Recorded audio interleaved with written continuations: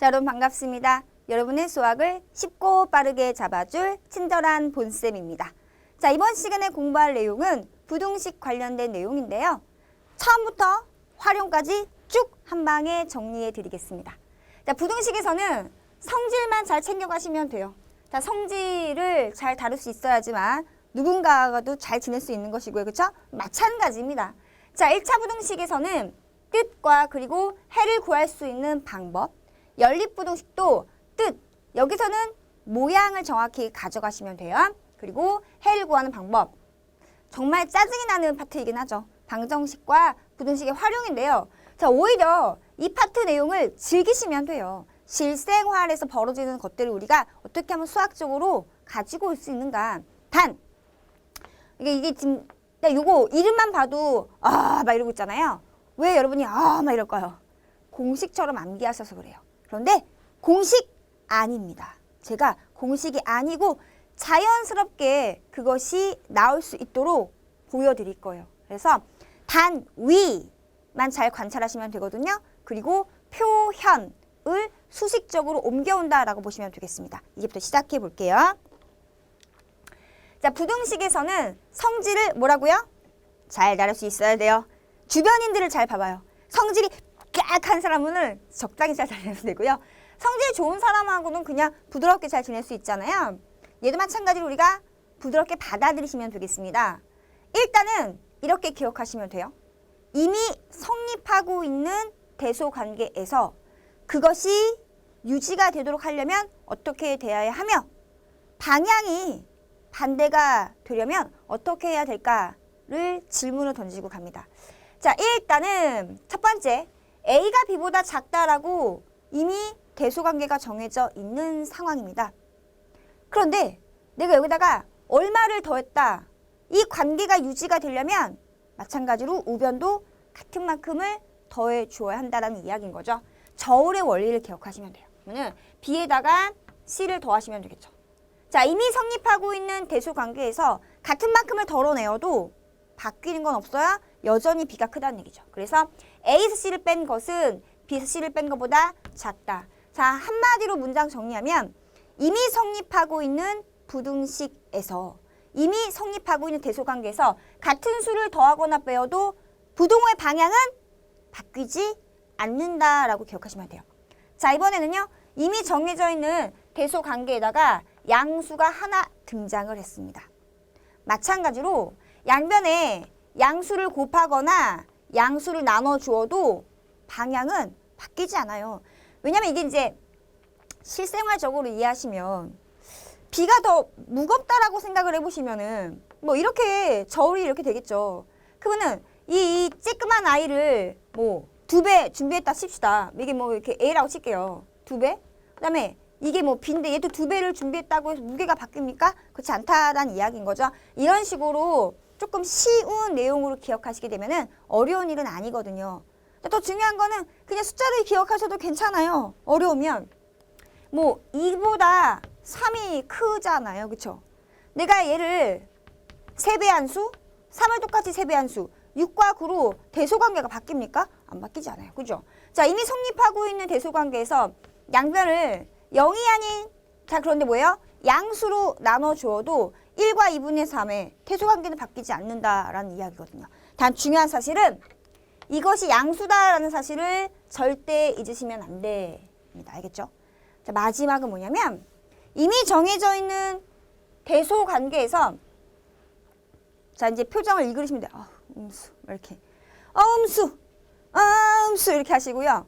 오로지 양변에 음수를 곱하거나 음수를 나눠줄 때만 방향이 바뀐다라는 이야기입니다. 처음과 나중만 보시면 이 상황에서 대소관계가 방향이 바뀌어요. 왜요? 음수를 곱하거나 나누었기 때문에 바뀌어요. 전체를 훅 훑었을 때 저 세 가지를 다 가져가야 될까요? 아닙니다. 변화되는 것만 기억하시면 나머지는 유지가 된다는 얘기입니다. 즉, 대소관계가 변화가 되는 경우는 딱 유일해요. 음수를 곱하거나 나눌 때에만 방향이 반대가 된다라고 딱 적어두시기 바랍니다. 나머지 거는 안 바뀐다라고 보시면 돼요. 자, 예를 들어 볼게요. 자, 여기 4가 있고요. 10이 이렇게 있습니다. 10이 4보다 크다를 고민하는 친구가 있습니까? 아, 대단한 사람인 거죠? 이거 고민하고 있어요. 내가 양변에 1을 더합니다. 그럼 누가 커요?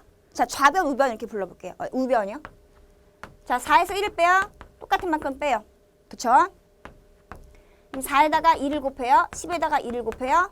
네, 안 바뀌어요. 자, 4를 2로 나눠요. 10을 2로 나눠요. 네, 안 바뀌어요. 안 바뀌는 케이스를 쫙 보여준 거예요.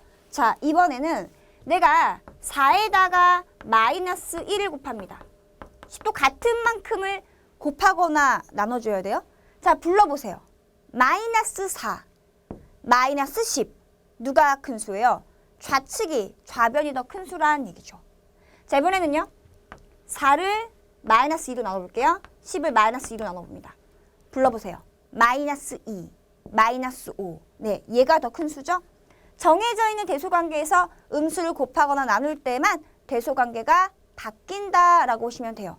자, 이마저도 왜라고 질문을 던진 친구가 있다면 음수라는 아이는 성질을 반대로 바꾸는 아이거든요. 그러니까 대소관계마저 바꾸는 성질을 갖고 있다라고 하시면은 안 까먹으시겠죠. 이렇게 기억하시면 되겠습니다. 바뀌는 것만 기억하세요. 이걸 제외한 나머지 경우는 뭐라고요? 안 바뀌어. 알겠죠? 자, 이제 1차 부등식을 풀기 위해서 솔직히 제가 지금 흥분한 상태에서 부등식의 성질을 전달했는데요. 1차 부등식의 풀이의 기본 원리는 부등식의 성질을 이용하는 거죠. 자, 무슨 말이냐? 일단은 1차 부등식의 뜻부터 좀 파악해 보겠습니다. 요거 1차.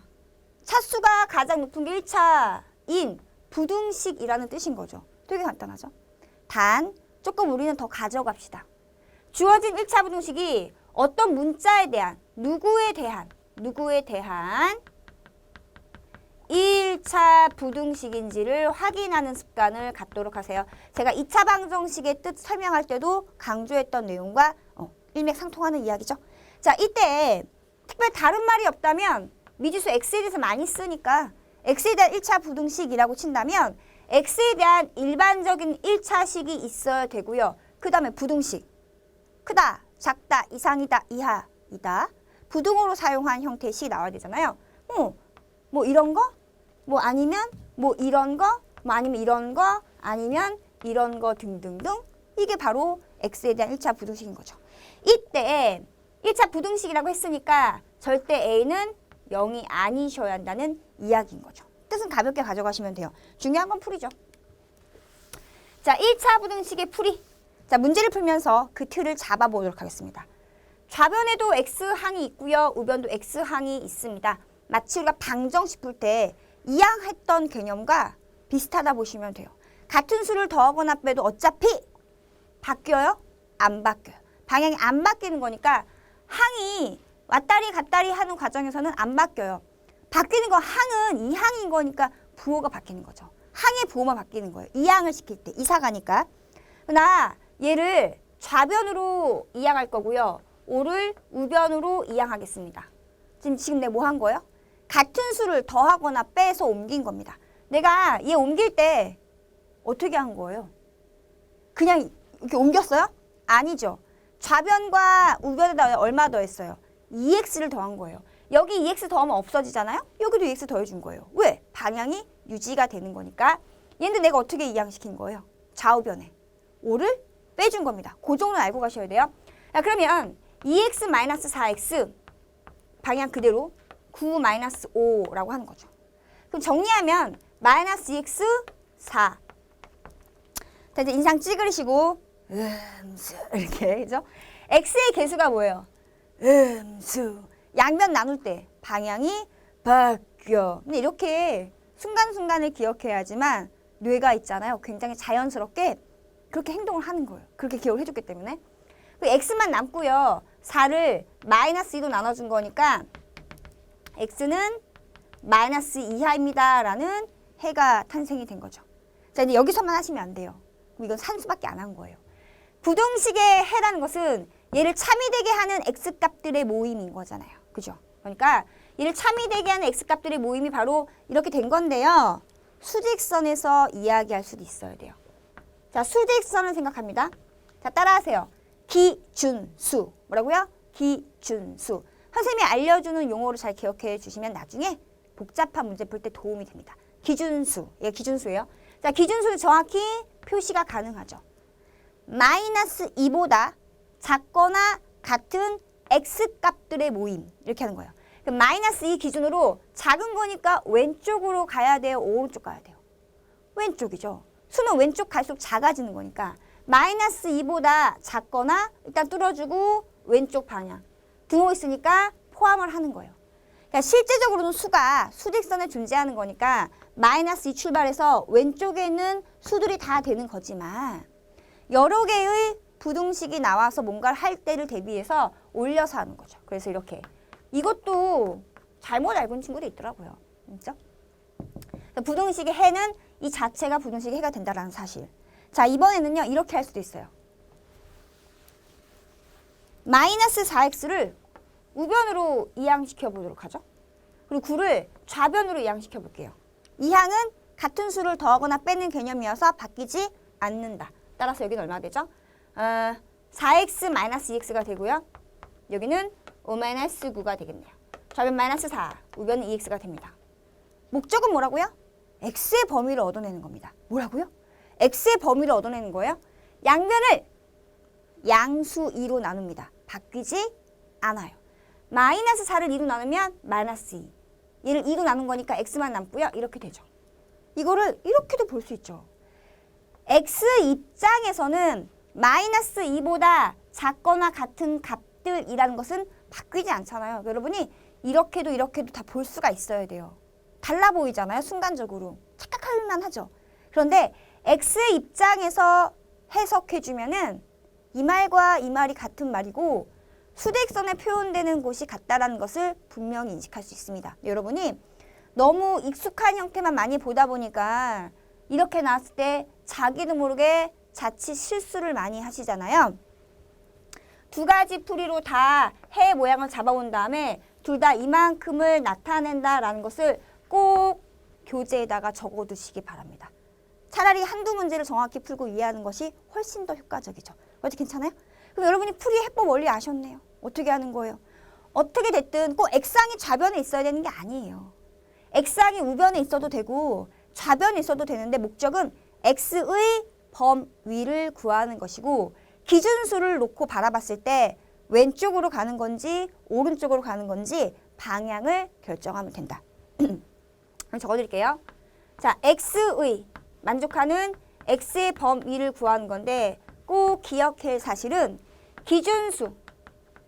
자, 기준수를 생각했을 때 왼쪽 방향인지 오른쪽 방향인지 결정하시고요. 두 번째는 여기가 색칠이 된다라는 것은 그 기준수의 포함 여부를 확인한다. 기준수가 포함이 되는지 여부를 꼭 확인해 준다라고 적어두시기 바랍니다. 아시겠죠? 네. 자, 이제 연립부등식으로 넘어갈게요. 근데 지금 우리가 주로 다룰 것은 연립 1차 부등식이 되는데요. 연립부등식의 개괄적인 뜻을 좀 말씀드리자면 연립이 바로 뭐예요? 묶어서 생각하겠다는 얘기잖아요. 주어져 있는 모든 식들을 한꺼번에 묶어서 생각하겠다라는 이야기인 것이고요. 부등식인 거니까 그 묶여지는 것들이 뭐라는 얘기예요? 부등식이라는 얘기입니다. 조금 더 쉽게 얘기하면은 왜 묶어놨겠어요? 얘도 만족하고 얘도 만족하고 쟤도 만족하고 모두를 동시에 만족할 수 있는 그것을 구하기 위한 작전인 거죠. 그렇게 보시면 돼요. 그럼 연립 1차 부등식이라는 얘기는 1차 부등식이 여러 개 나올 거야. 근데 내가 묶어놓을 거거든. 그러니까는 그거 가지고 앞으로 이제 해를 구할 거야. 근데 연립 1차 부등식 해 구하기 전에 모양은 이것만 기억하시면 돼요. 묶었다. 부등식.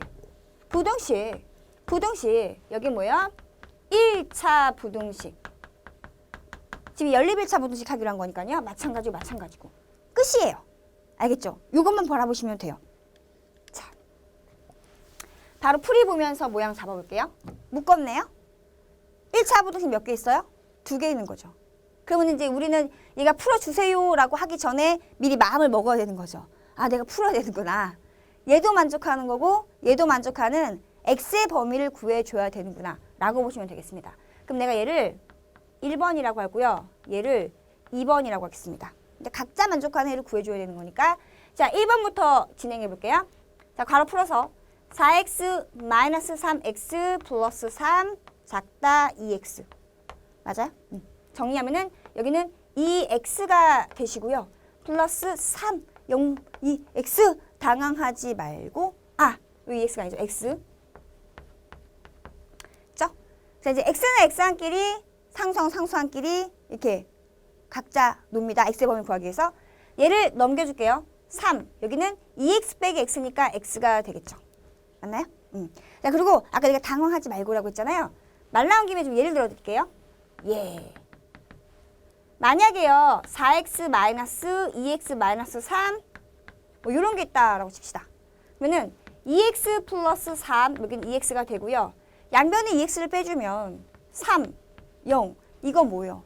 만족하지 않는 부등식인 거죠. 이건 성립하지 않는 부등식이라고 보시면 돼요. 그러면은 얘를 만족하는 해를 구할 필요가 있어요, 없어요? 없다라는 거죠. 이런 게 나왔을 때는 구할 필요가 없다. 그 말은 나머지 거랑 동시에 만족하는 경우가 없다라는 이야기가 되겠죠? 그러면 전체적인 연립부등식의 해가 없는 겁니다. 참고로 알아두시기 바라고요. 애초에 얘는 자체가 1차 부등식이 아닌 거죠. 왜요? 1차항이 사라졌으면 1차 부등식이 아닌 거죠. 참고로 알아두시고요. 그 얘기를 선생님이 해주려고 했었던 겁니다. 지울게요. 자, 그럼 여기서 x가 3보다 크다가 나왔습니다. 까지 괜찮아요? 혹은 이거나 이렇게 보는 게 불편하다. 그럼 x가 3보다 크다. 이 말이 이 말이고 이 말이 이 말인 겁니다. 괜찮죠? 자, 2번 보실게요. 네, 괄호 풀고 정리할게요. 좌변은 그대로 5x-10이고요. 우변은 2x 플러스 2가 되겠습니다. 맞죠? 자, 2x를 좌변으로 마이너스 10을 우변으로 방향은 그대로. 자, 5x에서 2x 빼면은 3x고요. 자, 10에다가 2 더하시면은 12가 되겠습니다. 양변을 3으로 나눠주시면 x는 4 이하가 됩니다. 양수로 나눴기 때문에 방향이 바뀌지 않았다라는 이야기인 거죠. 근데 얘도 만족하고 얘도 만족해줘야 돼요. 뭐 이용하면 될까요? 수직선. 부등식의 해를 구할 때는 특히나 연립부등식의 해를 구할 때는 무조건 수직선을 꼭 그리셔야 돼요. 첫 번째 거는요. 기준수 3이죠. 3보다 큰, 즉 오른쪽에 있는 x값들의 모임. 여기가 바로 1번 해가 되고요. 자, 2번은요. 기준수가 4죠. 4 찝고 4보다 작거나 같은, 즉 왼쪽 2번. 동시만족인 거니까 바로 여기에 동시에 색칠되잖아요. 여기는 포함이 안 됐고 포함이 되어 있으니까 이만큼만 말하는 거잖아요. 따라서 x의 범위는 3보다 크고 4보다 작거나 같아요. 이것이 바로 연립부등식의 해가 되겠습니다. 연립부등식에서의 키포인트는 뭐예요? 각각의 해를 구한다. 그렇죠? 주어져 있는 각각의 해를 구하기. 자, 그 다음에 두 번째는 어떻게 해주셔야 돼요? 뭐 이용했죠? 자, 수직선. 수직선을 이용해서 수직선 이용하고 머릿속으로는 동시에 만족하는 부분이라고 기억해 주시면 되겠습니다. 그리고 주의사항이 있어요. 뭘까요? 여러분이 실수 많이 했던 거 기억하시면 돼요. 기준수가 포함이 되느냐, 되지 않느냐의 여부를 꼭 확인한 다음에 정확히 표시하시고 답에다가 들어가는지 안 들어가는지도 꼭 확인하시면 되겠습니다. 정리됐죠? 한 개 더 풀어볼게요. 자, 이번에는 이거 볼게요. 얘를 기억이라고 하고 니은. 그러니까 본인이 마음에 드는 거 아무거나 기호 만드시면 돼요. 그러면 기억의 해부터 구하겠다. 자, 이제 좀 간단한 건 보이죠? 2x를 좌변으로 5를 우변으로 이항시키겠습니다. 3x에서 2x 빼니까 x가 될 것이고요. 안 바뀌어 7 빼기 5는 2가 되겠네요. 간단히 할 수 있는 거 이렇게 진행하셔야겠죠? 자, 니은입니다. 괄호 풀어야겠네요. 4x 플러스 2. 여기는 2x 플러스 6이 되겠습니다. 맞죠? 2x를 좌변으로 2를 우변으로 이항 정리합니다. 4x에서 2x 빼요. 2x. 자, 나왔다. 6에서 2 뺍니다. 4. 양변을 뭘로 나누실 겁니까? 양수 2로 나눌 거죠? 그럼 x고요. 4 나누기 2. 방향 그대로. 자, 두 개를 동시에 만족하는 x값의 범위를 구할 건데 이거 참 재밌는 아이인 거죠. 자, 수직선을 그려봅니다. 이렇게. 하나는 2가 기준수. 기준수가 왜 중요한지 점점 알게 될 거예요. 2보다 크다. 그럼 2 포함하지 않고 여기를 말하는 거에 실제적으로는 기억인 거죠. 밑에 거는요? 키가 2가 기준수예요. 기래요. 자, 2가 기준수예요. 같거나 뭐라고요? 작다. 그럼 생각해봐요. 2 포함 2 이하이면서 2보다 크다인 경우가 있을까요? 없을까요? 없죠. 동시에 만족하는 경우가 없는 겁니다. 따라서 이 경우에는 뭐라고 하면 돼요? 연립부등식의 해는 없다. 혹은 존재하지 않는다라고 보시면 되겠죠. 자, 이제 질문을 하셔야 돼요. 그러면 해가 없는 경우를 정리할 수 있겠습니까? 있겠죠. 방향이 일단 어떠셔야 돼요? 달라야 돼요. 방향이 다르고 아예 기준수의 위치가 다르면 어떻게 될까요? 자, 좀 맛을 볼게요. 이렇게 가져올게요. 즉, 해가 없는 형태. 해가 없는 꼴이라고 할까요? 외우지 마시고요. 이해만 하시면 돼요. 하나는 x가 a보다 작다. 하나는 x가 b보다 크다. 단 a랑 b랑 수가 같지 않아요. 그러면 무조건 해를 안 갖는 거죠. 자, 근데 또 질문하셔야 돼요. 왜냐면 a랑 b가 대소관계가 어떻게 되는지도 확인해 보셔야겠죠. 잘 봐요. 이렇게 적어주면은 저거 방금 했으니까 해가 없는가 보다 이렇게 영혼이 없는 거죠. 근데 봐봐요. a가 여기 있고 b가 여기 있으면은 a보다 작다, b보다 크다 하면 해가 있는데요. 그럼 어떻게 하셔야 돼요? a랑 b의 위치도 결정을 해줘야 한다는 얘기죠. 자, 그럼 그림으로 가는 게 제일 짱이에요. 내가 문제를 풀었는데 a 위치가 여기 있고요. b 위치가 여기 있는 거예요. 그러면 a보다 작은 값들의 모임, b보다 큰 값들의 모임, 이쪽이면서 이쪽인 게 만족하는 경우가 있어요? 없다라는 거죠. 안 외워도 되겠죠. 그러니까 우리가 상식적으로 생각하시면 돼요. 겹쳐지는 부분이 없게끔 기준수의 위치를 정해놓고 방향을 반대로 가져가면 해가 없는 거예요. 이거 만약에 세분화해서 유형하려면은 진짜 여러 개예요. 다 외울 거예요? 미친 거죠. 안 외워도 돼요. 근데 뭐다? 기준수가 굉장히 중요한 이유는 기준수를 위치 잡아야 x값들이 걔들을 기준으로 왼쪽인지 오른쪽인지 판단할 수 있잖아요. 해가 없다라는 건 이렇게 되면 되는 것이고요. 때로는 문제에서 무조건 해가 존재하기 위한이라고 바꿀 수도 있는 거예요. 그럼 기준수의 위치를 적당히 변화시켜서 겹쳐지는 게 있게 만들면 되는 겁니다. 이해 가능하세요? 그래서 무조건 외우지 말자라는 이야기를 하기 위해서 잠깐 설명을 드렸습니다. 나 여기서 퀴즈 하나 내도 될까요? 만약에 있잖아요. 이 연립부등식의 해가 딱 한 개만 나오게 할 거였다면 저기서 딱 하나만 짝대기를 추가하시면 돼요. 뭐 이렇게 넌센스 퀴즈 같네요. 그죠? 자, 요 모양에서 짝대기 하나만 추가하시면 이 연립부등식의 해는 정확하게 딱 한 개의 해를 갖습니다. 제 마음속으로 3초를 아니요. 그냥 3초를 말로 셀게요. 너무 짧나요? 5초 할까요? 네. 5초, 4초, 3초, 2초, 1초. 땡!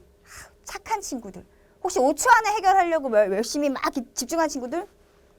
일시정지 버튼 있잖아요. 버튼 누르고 해결하면 되죠. 자, 한번 보겠습니다. 여기다 추가하면 되죠. 그러면은 여기 등호 들어가죠.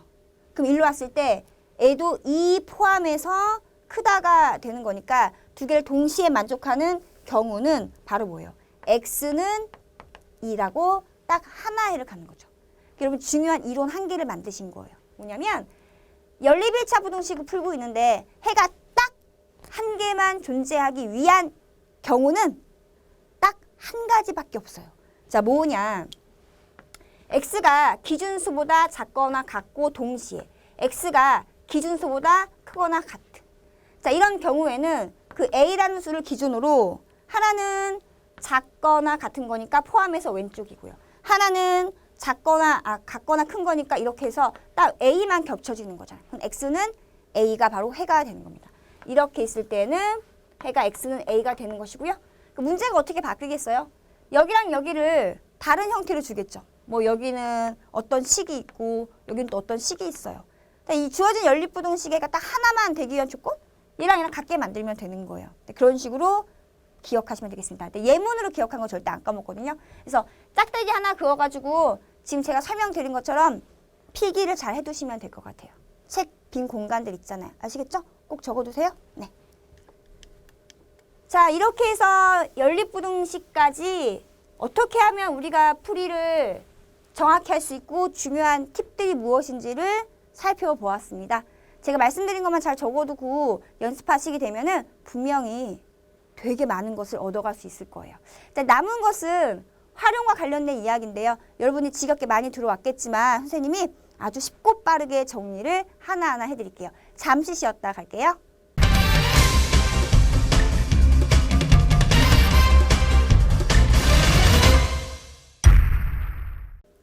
자, 활용 문제를 대하는 자세는 거의 비슷합니다. 뭐 동일하다 봐도 괜찮을 것이고요. 문제를 이렇게 막 문장을 읽은 다음에 빨리 식으로 옮겨와야 되잖아요. 제일 먼저 뭘 정해야 될까요? 미지수를 정해야겠죠. 거의 대부분은 구하려는 값을 문자로 놓고 풀긴 하는데요. 때로는 그게 아닌 경우도 있습니다. 자, 식을 세워야겠죠. 방정식 혹은 부등식으로 세워질 수가 있겠네요. 그 다음에 구하려는 문자, 즉 미지수를 구하시는데 이거는 한마디로 해를 구한다라는 이야기죠. 방정식이면은 방정식의 풀이법으로, 부등식은 부등식의 풀이법으로요. 뭐 1번, 2번, 3번 여러분이 되게 자동적으로 잘 하세요. 그런데 4번을 잘 놓치시거든요. 자, 무슨 말이냐? 답을 확인할 수 있어야 되는데 니, 구, 갑. 이게 뭘까요? 네가 구하려는 값이니? 라고 항상 확인하시기 바라고요. 이게 중요한 건 아니고, 그죠? 그 다음 뭘까요? 단위가 있는 경우는 항상 단위를 확인하는 습관만 잘 가지시면 되겠습니다. 자, 간단하게 기본 틀 알아볼게요. 문제를 통해서. 한 개에 500원 하는 연필과 한 개에 300원 하는 지우개를 합하여 20개를 사고 총 금액을 7,000원 이하로 하려고 할 때 솔직히 문장이 바로 귀에 들어오나요? 아니죠. 들어오면 정말 대단한 거고요. 저는 잘 안 들어와요. 그래서 어떻게 하냐면 항상 작전을 짭니다. 표 형식으로요. 대상에 지금 연필과 지우개가 있잖아요. 그럼 개당 금액이 나왔네요. 얘는 500원이래요. 500원. 얘는 얼마래요? 300원.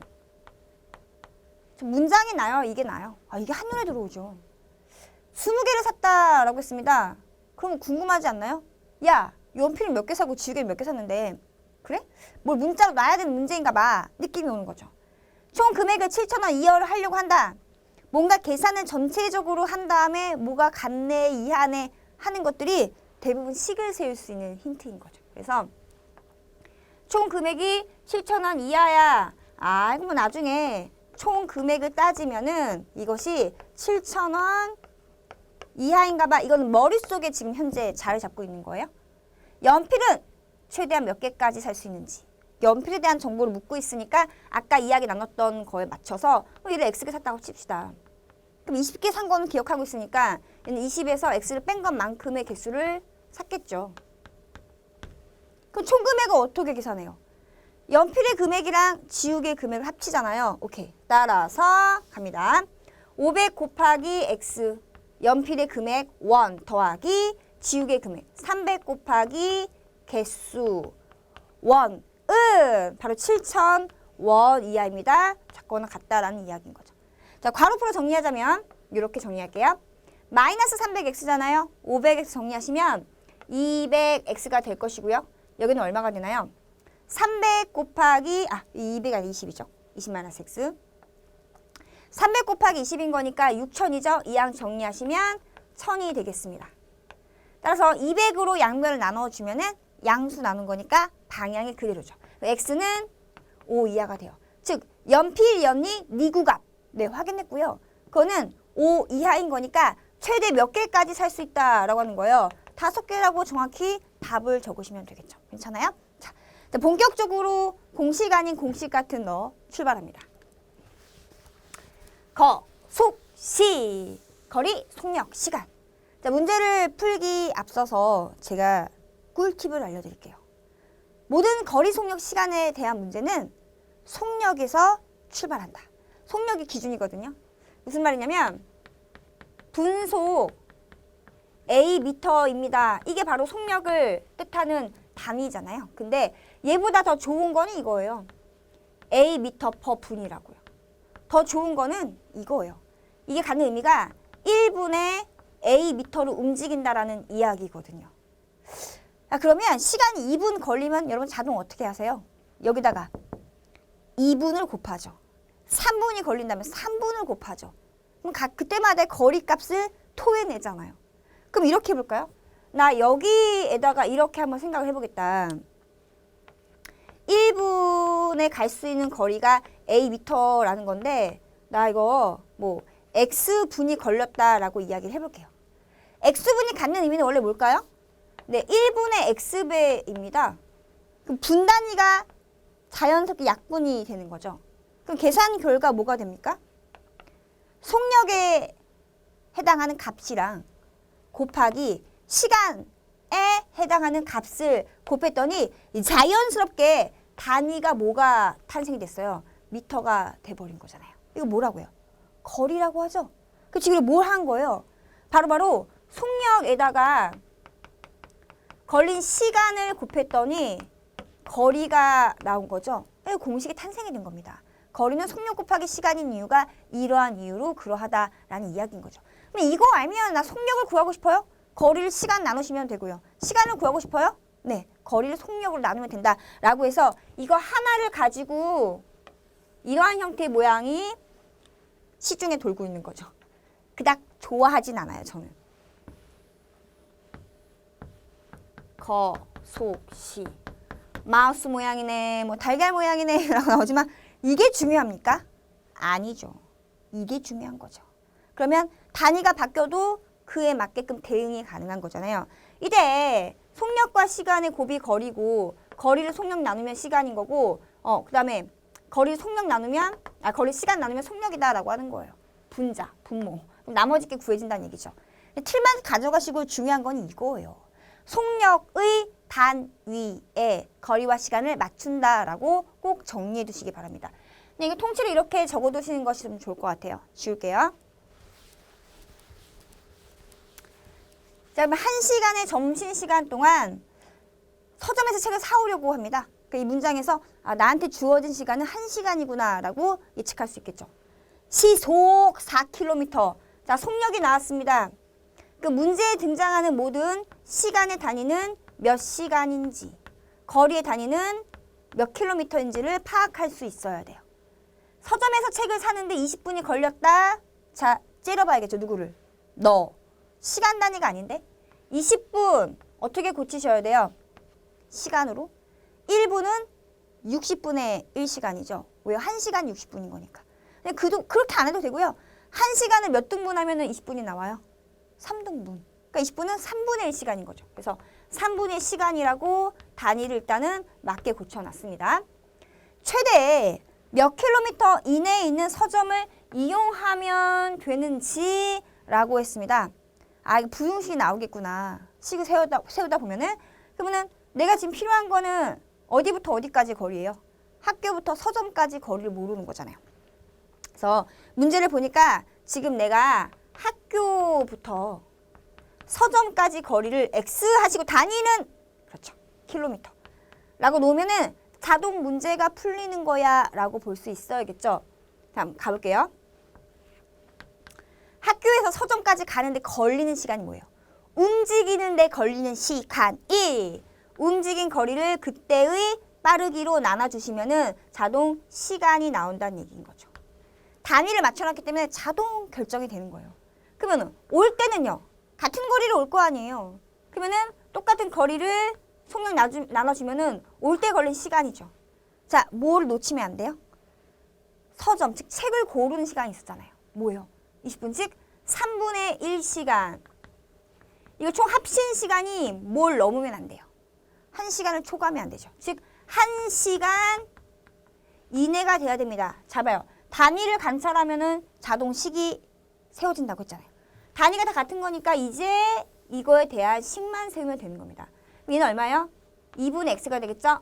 더한 거 2배 하니까 2항하면은 1 빼기 3분의 1, 3분의 2가 됩니다. 양변을 2를 곱해주면 x는 3분의 4가 되고요. 여기 맞추면 된다는 얘기죠. 최대 3분의 4km 이내에 있는 서점을 나는 갔다 와야 되는구나. 그러면 정답은 니구갑 하시고 단위 확인 3분의 4km라고 답을 하시면 되겠습니다. 전혀 어려운 일 아니죠. 네. 여기서 확장이 되진 않아요. 문제가 소재만 바뀌는 거지 접근하는 풀이 방법이 바뀌진 않거든요. 꼭 기억하시고요. 어디에 맞춘다고요? 속력의 단위예요. 자, 두 번째 보겠습니다. 농도에 관련된 내용도 쉽게 가져가시면 돼요. 어떻게 농도가 만들어졌는지만 기억해내시면 되거든요. 이런 이야기인 거죠. 소금물의 양분에, 근데 그냥 소금물이라고 쓸게요. 소금물의 양이 원래 맞아요. 소금과 물이 균일하게 섞여 있는 소금물의 양 중에서 짜! 괜찮아. 이 정도는 그 안에 들어있는 누구에 따라서, 소금의 양에 따라서 짜! 덜 짜! 괜찮아 정도. 진하기가 달라지잖아요. 그러니까 이것 중에서 소금이 차지하는 이 비율 값을 그것으로 나타낸 거잖아요. 진하다, 연하다로. 그런데 사람마다 표현하는 게 다르기 때문에 우리가 표준을 만든 거죠. 이 분수값을 100을 기준 나타낸 값이 바로 백분율인데 농도가 되는 거예요. 여기서는요. 그럼 이거 하나만 기억하면 끝나는 거 아니에요? 그럼 나 여기서 농도를 구하고 싶다라고 친다면 소금, 물의 양분에 누구죠? 소금의 양 하시고 곱하기 얼마 하시면 돼요. 100 하면 되는 거죠. 다만 이것이 100을 기준 나타낸 백분율 값입니다를 표현하기 위해서 얘는 퍼센테이지가 붙는 것뿐이죠. 맞나요? 그럼 소금을 구하고 싶어요. 어떻게 하면 돼요? 양변에 소금물의 양을 곱하시면 돼요. 쉽게 말하면 지금 말한 것처럼 야 지금 이 농도 안에 들어있는 소금은 얼마큼이야? 그럼 어떻게 하시면 되는 거예요? 아, 농도 30%? 그러면은 100분의 30을 차지해. 어디에서? 소금물 중에서 100분의 30을 차지해라는 얘기니까 소금물 곱하기 100분의 30, 즉 농도값이 되는 거죠. 이렇게 이해하시면 돼요. 자, 근데 이렇게 지금 제가 디자인을 해드려도 문제랑 적용하지 않으면은 안 받아들여지거든요. 문제로 가져가 볼게요. 4%의 소금을 200g을 보자마자 이 그릇 안에 들어있는 소금의 양을 뱉어낼 수 있어야 돼요. 얼마큼일까요? 4g인 거죠. 왜냐면 100분율 값이라고 했잖아요. 소금물이 100 있다라고 했을 때 그 안에 들어있는 소금의 양이 바로 농도 값인 거예요. 여기 분모를 100으로 맞추면 소금의 양이랑 농도가 같다는 이야기잖아요. 그럼 얘는 소금물이 100g 있을 때 소금이 4g 있다는 건데 소금물이 2배가 됐으면 소금의 양도 2배가 돼야겠죠. 비율값이니까요. 비율값이라고 그렇게 이해하시면 돼요. 그럼 얼마요? 8g 들어있는 거예요. 자, 9%의 소금을 Xg 치면은 얘는 얼마인지 모르는 거니까 이거는 그래서 식을 세워서 표현을 하는 것 뿐이고요. 상황에 맞게끔 조정을 하는 거죠. 어쨌든 8% 이하의 소금을 만들려고 합니다. 나는 뭘 해야 될까요? 자, 볼게요. 4%의 소금을 200g이 있대요. 자, 이 안에 균일하게 섞여 있는 소금의 양을 그냥 모양으로 이렇게 잡아보겠습니다. 우리는 8g인 거 알고 있는데 92식으로 세우자면은 100분의 농도 곱하기 현재 그 소금물의 양. 계산해봐야 8 나오잖아요. 그죠? 자, 여기에다가 9%의 소금을 Xg을 섞었더니 그럼 이 안에 들어있는 균일하게 들어있는 소금의 양을 이렇게 표현해볼게요. 별이라고 할까요? 얘는 식을 세워야겠죠. 모르니까. 100분의 농도 곱하기 Xg. Xg 중에서 100분의 9만큼을 차지해요. X 곱하기 100분의 9로 가져가서도 괜찮아요. 근데 나는 어쨌든 얘를 만들 건데 8% 이하라고 있습니다. 그 8일 때를 기준 생각하면 되는 거잖아요. 전체 소금물의 양은 200 플러스 Xg이 될 것이고요. 여기 안에 들어있는 소금의 양이 저거 8 더하기 이 식이 될 거니까 균형을 맞추기 위해서는 얘도 식으로 세우면 되겠다라는 느낌이 든다는 얘기죠. 그러면 농도가 이거보다 연해져야 된다는 생각 갖고 있으면 바로 부등식을 셀 수가 있는 겁니다. 자, 무슨 말이냐? 일단 여러분이 문장을 그대로 식으로 가지고 오는 걸로 먼저 보여드릴게요. 그래야 이해를 빨리 하시더라고요.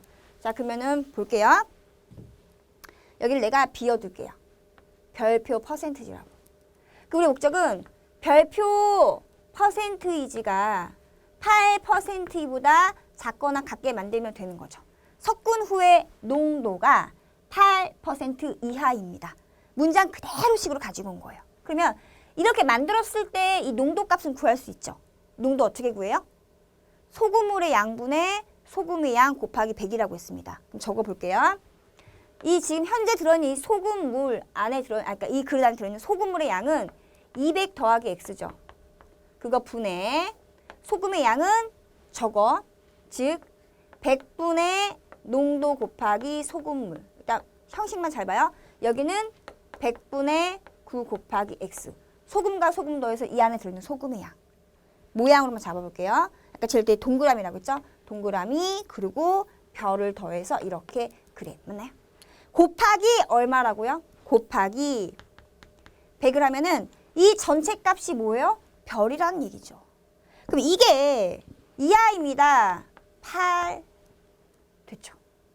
근데 맨날 이렇게 식을 세울 거예요? 아니 해도 괜찮지만 잘 보세요. 분자를 통째로 남기고 양변에다가 200 플러스 x를 곱하겠습니다. 혹은 자 이거를 통째로 하나의 분수값 보시고 여기 곱하기 100이 8 이하잖아요. 양변을 100으로 나눠볼게요. 자 갑니다. 손으로 가린 것을 머릿속으로 네모라고 하세요. 양변을 100으로 나누면 여기는 100분의 8 이하가 되죠. 양변에다가 분모에 있는 식을 곱하면 여기는 200 플러스 x가 되죠. 자, 정리되는 것만 다시 한번 적어볼게요. 자, 그러면 100분의 4 곱하기 200 더하기 100분의 9 곱하기 x 즉 각 그릇에 들어있는 소금의 양의 합은 8%라고 했을 때의 이게 소금의 양이죠. 100분의 농도 곱하기 소금물의 양. 8이라고 맞춰놨을 때 소금의 양보다 원래 들었던 그릇 안에 들었던 소금의 양의 합이 작거나 같으면 농도가 8 기준 이하가 될 수밖에 없다는 이야기인 거죠. 맞나요? 이렇게 이해하시면 돼요. 그럼 이제 x의 범위 구하는 거잖아요. 그럼 양변에 뭐 100을 곱해볼까요? 그러면 이거 다 100 없어지고요. 여기는 800 플러스 9x 괄호 푸시면 1600 플러스 8x고요. 자, 8x를 좌변으로 이항 정리하면 x가 될 것이고요. 이항 정리하면은 800이 되겠네요. 즉 800g 이하입니다. 최대 800g까지 가능하면 이런 식으로 표현할 수가 있는 거죠. x의 범위 구하면 되는 거니까. 여기까지 괜찮아요? 네. 구하는 값은 문제의 상황에 맞게끔 우리가 다시 표현하면 되는 것이고요. 중요한 건 이 풀이 자체를 이해할 수 있어야 돼요. 알겠죠? 네. 무조건적인 남기는 좋지 않다라는 사실 기억하시고요. 자, 세 번째, 금액에 관련된 활용 문제는 약속되어 있는 계산 방법만 정확히 알아가시면 되겠습니다. 정가가 뭐예요? 정해놓은 가격인 거죠. 자, 우리가 물건을 팔기 위해서 뭐 팔아볼까요? 뭐 팔고 싶어요? 청바지 팔아볼까요? 자, 청바지를 내가 10만 원짜리 원가? 너무 비싸요. 자, 만 원짜리로 할게요. 자, 만 원짜리를 내가 10만 원에 팔면은 사기꾼인 거죠. 9만 원에 남겨요. 만 원짜리 청바지를요, 내가 2만 원에 판매를 할게요. 원가라는 얘기는 내가 물건을 판매하기 위해서 원래 들어온 가격인 거잖아요. 이게 원가인 거죠. 그러면 만 원인 거고요. 나 이거 2만 원에 팔겠다고요. 그럼 정해놓은 가격인 거니까 2만 원인 거죠. 그럼 나는 뭘 남겨 먹겠습니까? 이익을 남겨 먹겠죠. 얼마를? 만 원의 이익을 남겠네요. 원가에다가 이익을 붙여서 처음에 정한 그 가격이 정가가 되는 거예요. 그런데 이걸 표현을 이렇게 하기도 해요. 뭐냐면 원가가 있어요. A1에서 X%의 이익을 붙여서 정가를 정했습니다 라는 문장이 나오거든요. 그 말은 원가가 A1이었는데 여기다가 얼마큼의 이익을 붙였다고요? 네, 원가의 100분의 X만큼을 이익으로 붙였다고요. 그럼 이제 요거가 바로 이익이 되겠죠. 때로는 이게 가만 보니까 원가에 해당하는 A로 묶어낼 수가 있잖아요. A 곱하기 1인 거니까. 그러면 A로 묶어내면은 1 플러스 100분의 X가 되는 거니까 원가 곱하기 1 더하기 100분의 별. 여기는 X라고 했는데 별표로 합시다. 편하게 별이라고 할게요. 너무 문자를 많이 쓰면 복잡해지니까. 여기는 이제 이익률이라고 하죠. 이익률. 그러니까 X%가 이익률이라고 하는 거예요. 이렇게 될 수도 있다. 외우려고 하지 마시고요. 이만 하시면 돼요. 괜찮나요? 네. 근데 이익이라는 것은 여러분 이렇게 알려드리면 뭐에서 못 뺄 거예요? 정가 빼기 원가요. 아닙니다. 왜냐면 내가 청바지를 만 원을 남겨놓기 위해서 만 원에 갖고 와서 2만 원에 판매를 했는데 비싸다고 사람들이 안 사요. 그럼 난 어떻게 해줘야 돼요? 손해보면 안 되니까 마치 깎아주는 것처럼 속임수를 써야겠죠. 사장님이 미쳤어요. 얼마나 깎아주신대요 라고 하잖아요. 15,000원에 난 판매를 할 거예요. 어쨌든 나는 5,000원은 남겨 먹잖아요. 그죠? 즉 정가가 판매가랑 같을 때도 있어요. 그러니까 내가 꿋꿋이 지금 안 팔리지만 좀 기다려봐 다 팔릴걸 라고 해서 꿋꿋이 처음에 정한 2만 원으로 계속 판매를 하면은 그때 판매가가 정가가 되는 거죠. 하지만 상황에 따라서 정가는 얼마든지 줄어들 수도 있고 내가 또 욕심을 가져서 너무 잘 팔리니까 더 돈을 상승할 수도 이렇게 올려서 판매할 수도 있는 거잖아요. 판매가는 달라질 수도 있습니다. 따라서 이익은 실제로 판매를 해요. 판매를 한 가격에서 원가를 뺀 것이 내가 진짜 가져가는 이 금이 되는 겁니다. 아시겠죠? 요것만 지키시면 돼요. 나머지 몇 퍼센트 늘어났네 줄어드네는 지금 적어드리는 거 가지고 표현을 익히시는 것도 중요할 것 같아요.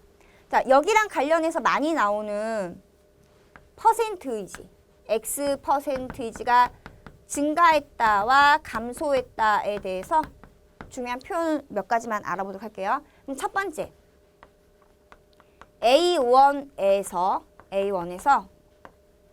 별표 퍼센트가 증가한 금액이라고 친다면 A 더하기 A 곱하기 100분의 별이 되는 거니까 식을 때로는 이렇게 써야 할 때가 있고요. 때로는 묶어서 계산하는 게 편할 때가 있어요. 그 문제를 풀면서 여러분이 상황을 만드시면 돼요.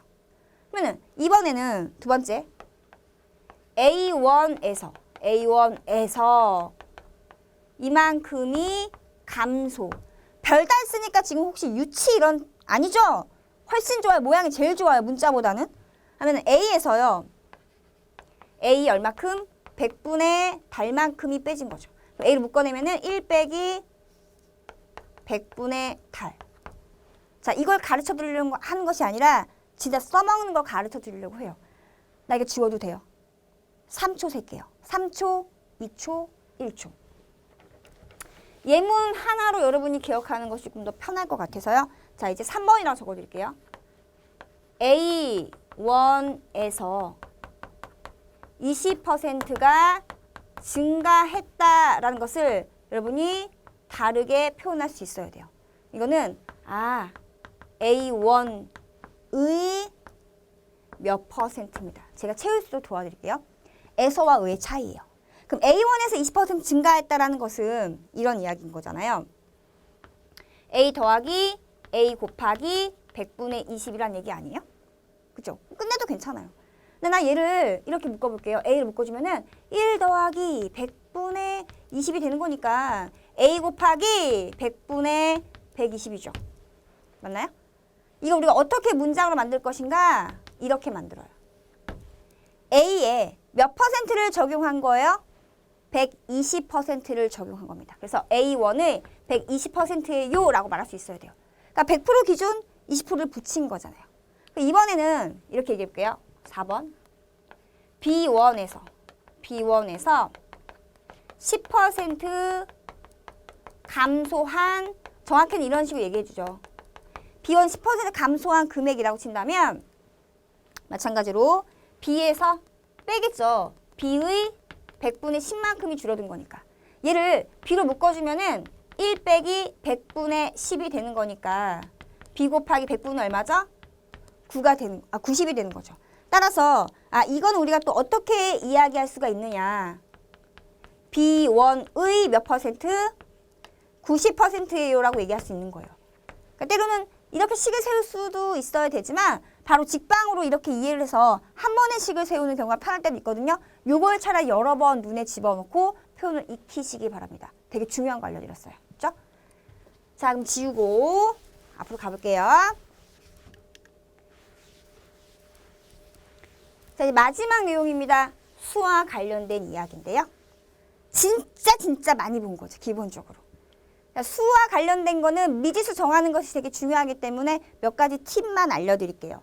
연속하는 수라는 것은 연속하는 자연수냐, 연속하는 뭐 정수냐, 연속하는 짝수 혹은 홀수냐에 따라서 달라지는데요. 연속하는 두 정수의 특징은 뭘까요? 차이가 1이라는 얘기죠. 얘는 차가 1 이걸 적어놔요. 그러면은 작은 수를 x라고 친다면 큰 수는 1 더하면 된다는 얘기죠. 또는 내가 큰 수를 x로 결정하면은 그 앞에 건 x 빼기 1이라는 얘기죠. 중요한 건 차가 1이라는 얘기죠. 앞에 거 더하기 1이 뒤에 거. 연속하는 세 정수 마찬가지죠. 차가 뭐예요? 1입니다. 그래서 1번과 2번은 특징이 뭐예요? 차가 1입니다 라고 적어두시는 것이 훨씬 더 좋아요. 야, 그럼 얘는 가장 작은 정수를 x라고 친다면 그 다음 거는 x 플러스 1, 그 다음 건 x 플러스 2. 그런데 말입니다. 연속하는 세 자연수 혹은 정수의 합이란 말이 나오면요. 누구를 x로 두는 게 편할까요? 바로 가운데 겁니다. 자, 또는 가운데 거 x라고 하면은 앞에 거는 1 뺀 수고 다음 거 1 더한 수잖아요. 이렇게 두면은 얘들을 합을 했을 때 어떻게 되죠? 즉 가운데 수의 몇 배, 세 배가 바로 합이 되기 때문에 문제를 보다 좀 효과적으로 편하게 풀 수 있다라고 보시면 되겠습니다. 이거 괜찮으세요? 네. 연속하는 두 홀수 또는 짝수의 특징 또한 알아두시면 되는데요. 두 개든 세 개든 얘들의 특징은 뭘까요? 연속하는 두 홀수 또는 짝수의 특징은 차가 2죠. 2, 4, 1, 3 이런 식으로 보면 차가 2가 나요 하니까 두 개다 라고 했을 때는 작은 거 x라고 하면 그 다음 거는 x 플러스 2가 되고요. 큰 걸 x라고 하면은 그 앞에 거는 2 빼면 되고요. 마찬가지로 세 개예요 라고 한다면 x 플러스 2, x 플러스 4 또는 얘도 뭔가 합에 관련된 말이 나왔다. 그러면 가운데 걸 x라고 한다면 앞에 건 그쵸? 2 뺀 거 뒤에 거는 2 더한 거라고 세팅하고 문제를 푸시면 되겠습니다. 아시겠죠? 요거 적어오는 게 더 중요해요. 오케이. 자릿수에 관련돼서는 주의사항 하나만 기억하시면 되는데요. 값수로 말한다. 뭐라고요? 값수로 말한다. 자릿수와 관련된 것은 실제의 값을 표현하는 것이 중요하다라고 알아두시면 되겠습니다. 뭐 예를 들어 10의 자리 숫자가 A고요. 1의 자리 숫자가 B인 두 자리 자연수가 있다라고 했을 때 이거를 이렇게 적으면 돼요? 안 돼요? 절대로 안 되죠. 왜 그럴까요? 이거 문자 사이 곱셈이 생략된 걸로 볼 수도 있잖아요. 따라서 23이라는 수는 2 곱하기 10 더하기 3인 것처럼 값수로 표현하는데요. 일명 십진법의 전개식이라고 불리우는 것이죠. 10의 자리 숫자가 A고 1의 자리 숫자가 B다 라고 했을 때는 이렇게 놓으세요. 옆에다 놓을게요. 이렇게. 자리값을 만들면 안 헷갈리겠죠. 이게 뭐예요? A 곱하기 10, 즉 10A 더하기 B 이렇게 한 다음에 값수로 표현해서 식을 세운다라는 것만 지키시면 되겠습니다. 자, 하나만 더 해볼게요. 그럼 100의 자리 숫자가 A고요. 10의 자리 숫자가 B고요. 1의 자리 숫자가 C인 세 자리 자연수. 불러봐 어떻게 하면 될까요? 그렇죠. 100 자리 값이 A인 거니까 A 곱하기 100 B 곱하기 10 더하기 C 즉 100A 더하기 10B 더하기 C 이렇게 표현이 될 건데 이렇게 넣으면은 나중에 식을 세울 때 문자와 관련된 정리 정도가 나오게 되어 있겠죠. 그래서 자리값을 놓고 값을 표현한 것만 지키게 된다면 어떤 문제가 나와도 실수하지 않고 풀 수 있겠습니다. 자, 오늘 내용은 여기까지였고요. 정말 중요한 내용들을 제가 하나하나 쉽고 빠르게 알려드렸다고 자신합니다. 필기해 두신 내용 다시 한번 확인해 보시고요. 문제풀이 할 때마다 제가 강조했던 내용들을 꼭 정리해 보시기 바랍니다. 항상 여러분의 꿈을 응원하겠습니다.